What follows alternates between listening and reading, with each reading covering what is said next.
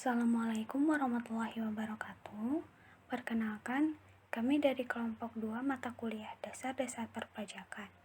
Pada kesempatan kali ini, kami akan mempresentasikan mengenai pajak pertambahan nilai barang dan jasa.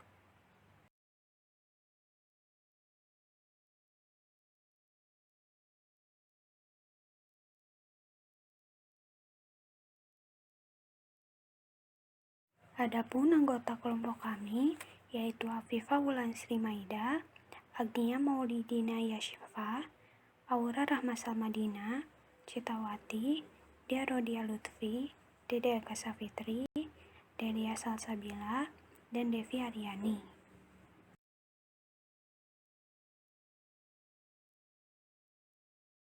Yang pertama, pengertian PPN. Pajak pertambahan nilai atau PPN adalah pajak yang dikenakan atas setiap pertambahan nilai dan barang jasa dalam peredarannya dari produsen ke konsumen.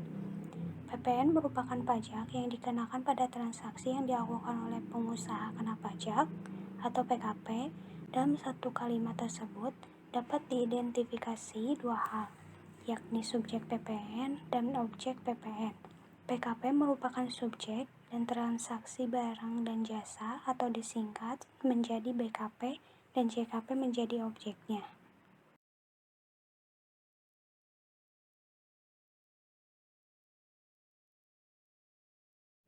Yang kedua, dasar hukum PPN di Indonesia.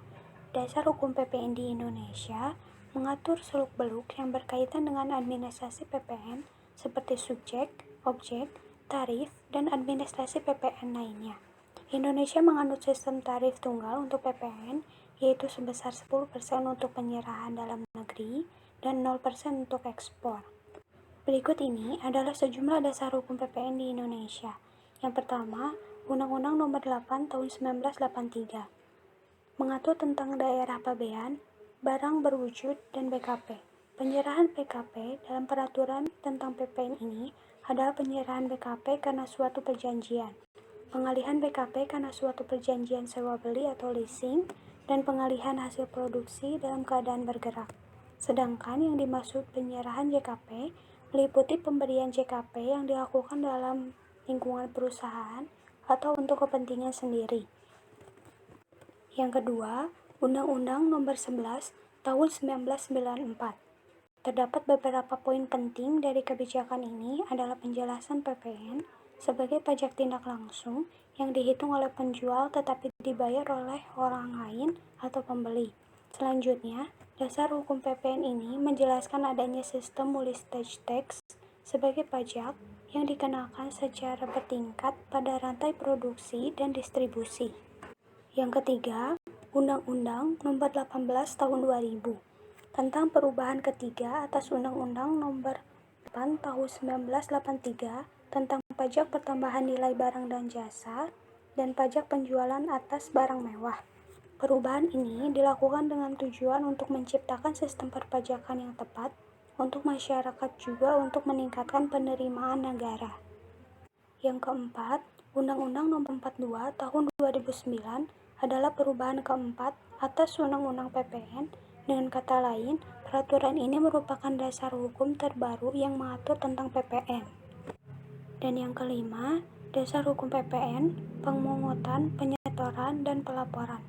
Peraturan mengenai pemungutan, penyetoran, dan pelaporan PPN diatur melalui PMK nomor 197 PMK 03 2013 yang juga mengatur PKP sebagai pihak yang wajib melaporkan pajaknya karena jumlah penjualan barang dan jasa yang sudah melebihi 4.800 juta rupiah dalam setahun.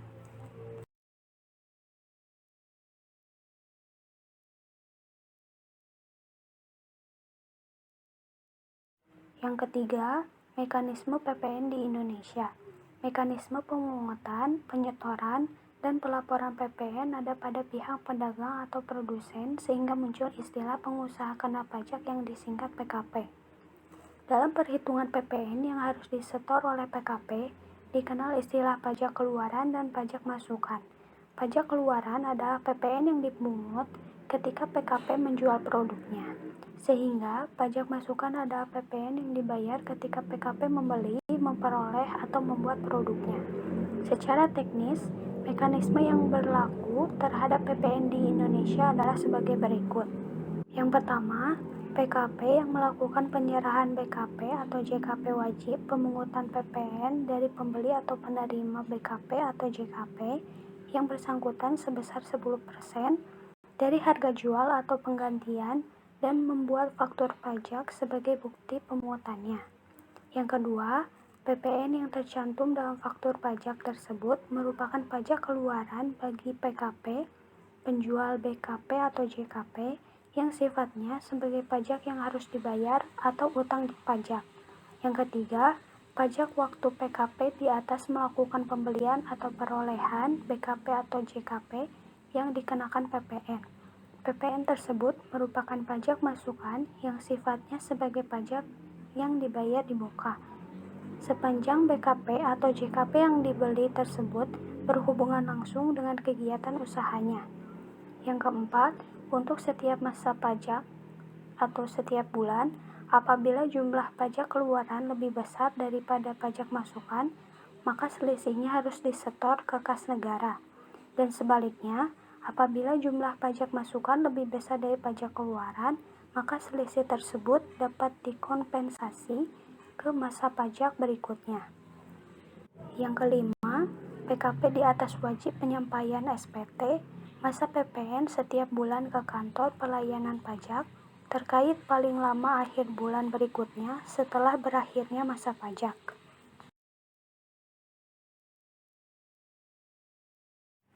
Yang keempat, pengertian BKP dan JKP.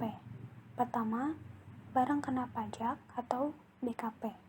Berdasarkan pasal 1, angka 3 dan 2, Undang-Undang Nomor 8 PPN tahun 1983 BKP, pengertian barang kena pajak adalah barang yang bergerak atau barang yang tidak bergerak atau tidak berwujud yang di dalamnya terkena pajak berdasarkan undang-undang tersebut. Umumnya, barang ini akan dikenakan PPN atau pajak pertambahan nilai dan atau pajak khusus pada barang mewah yang disesuaikan dengan adanya Undang-Undang Nomor 42 Tahun 2009 terkait PPN dan juga PPNBM. Yang kedua, jasa kena pajak atau JKP. Jasa dalam Undang-Undang PPN berdasarkan pasal 1 angka 5 Undang-Undang PPN. Jasa adalah setiap kegiatan pelayanan yang berdasarkan suatu perikatan atau perbuatan hukum yang menyebabkan suatu barang, fasilitas, kemudahan, atau hak tersedia untuk dipakai. Definisi jasa dalam pasal tersebut juga mencakup jasa yang dilakukan untuk penghasilan barang karena pesanan atau permintaan dengan bahan dan atas petunjuk dari pemesan. Hal ini berarti terdapat dua macam kegiatan yang termasuk dalam pengertian jasa.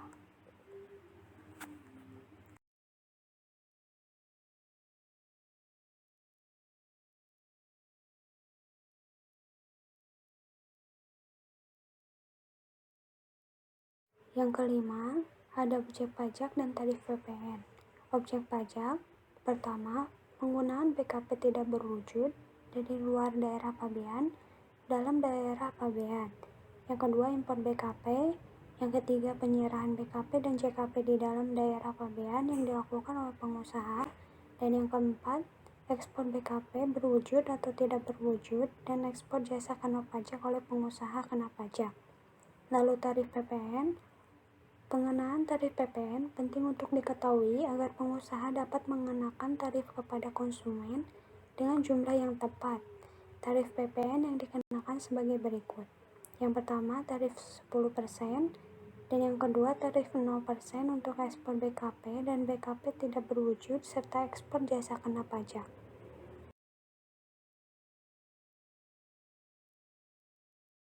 Yang keenam, dasar pengenaan pajak. Dasar pengenaan pajak PPN merupakan istilah yang mengacu pada penggunaan nilai tertentu sebagai dasar perhitungan untuk menentukan besaran pajak pertambahan nilai atau PPN yang harus dipungut.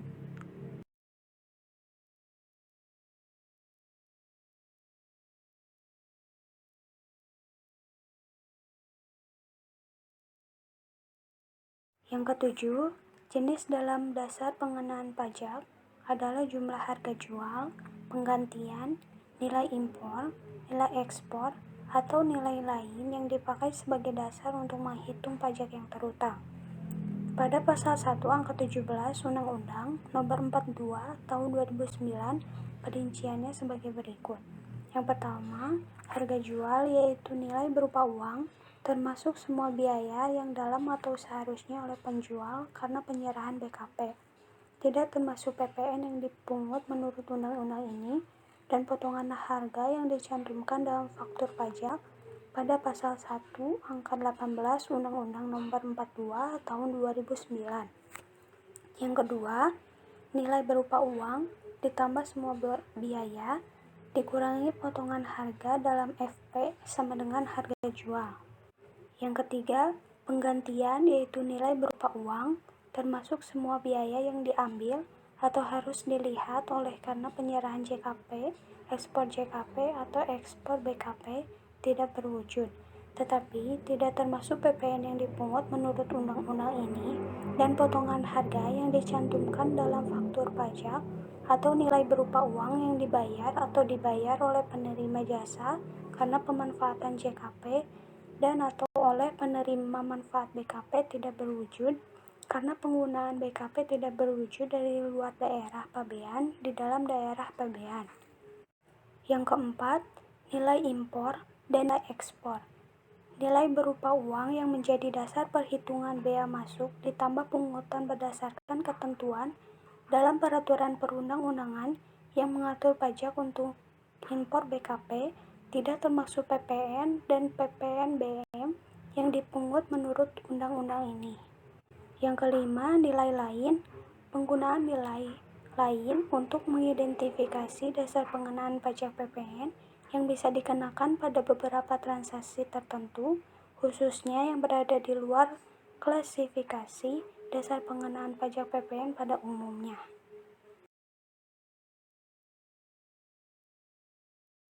Yang kedelapan, perhitungan PPN. Untuk menghitung PPN, kita harus menggunakan rumus yakni PPN sama dengan tarif PPN dikali dasar pengenaan pajak atau DPP. Contoh kasus, PT Cindai merupakan PKP yang menjual BKP pada PT ABC dengan harga 50 juta. Maka, PPN terutang yang perlu disetorkan adalah PPN terutang 10% dikali 50 juta sama dengan 5 juta. Jadi, PPN 5 juta menjadi pajak keluaran yang dipungut PT Cindai dari PT ABC adalah 5 juta. Sekian presentasi dari kelompok kami. Mohon maaf apabila masih ada kekurangan. Terima kasih atas perhatiannya. Wassalamualaikum warahmatullahi wabarakatuh.